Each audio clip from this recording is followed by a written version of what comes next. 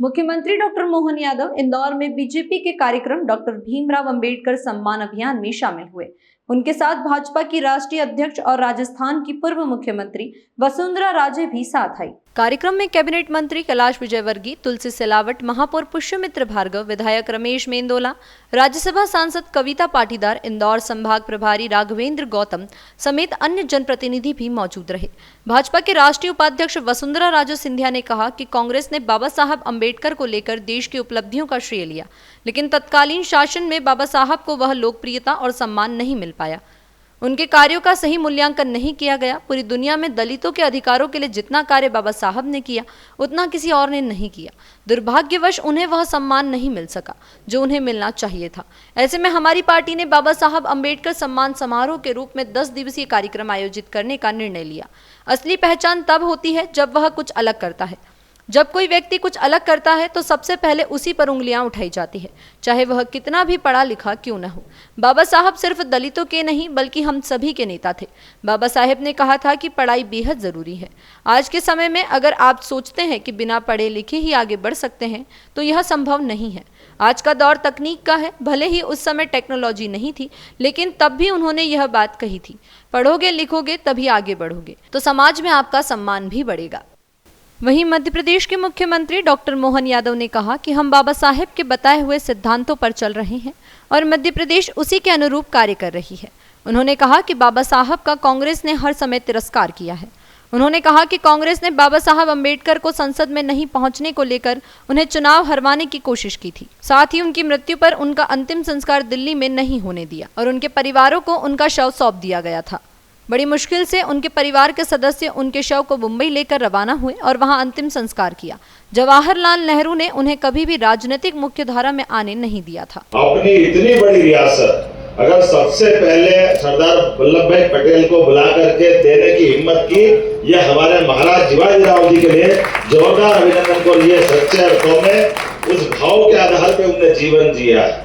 फिर हम याद करते हैं उस तरीके से भी बाबा साहब को अगर विदेश में शिक्षा अध्ययन करने के लिए भेजा है तो हमारे लिए गुजरात के बड़ौदा परिवार से आता है, वो भी गायकवाड़ परिवार उसी परिवार का एक हिस्सा है। जोरदार अभिनंदन उस भाव के लिए भी।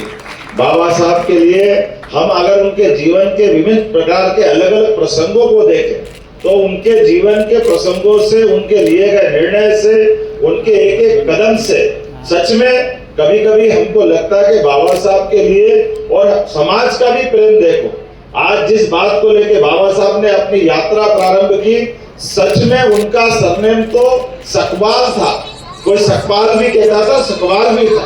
मूल रूप से बाबा साहब का अपना जब स्कूल में दाखिला हो रहा है तो वहां उनके अपने सरनेम को वहां के ब्राह्मण शिक्षक कोई कृष्ण केशव बोलते, कोई महादेव अंबेडकर बोलते, उनने अपना सरनेम बाबा साहब को दिया क्योंकि मूल रूप से उनके पिताजी ने जब उनका नाम लिखवाया तो आंबा खेड़कर ऐसा करके नाम लिखा उनके, क्योंकि गांव का नाम लिखते थे। तो उसके बजाय ये अंबेडकर नाम देना चाहिए और बाबा साहब ने आखिरी सांस तक अंबेडकर को अपने सीने से लगा रखा अपने गुरु के सम्मान के लिए। ये जोरदार अभिनंदन आप इंतजार से कहिए।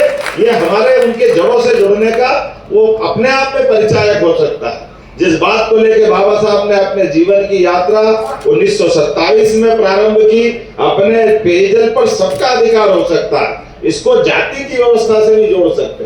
उनके जीवन के ऐसे संघर्षों के आधार पर तो नेहरू जी घबरा गए।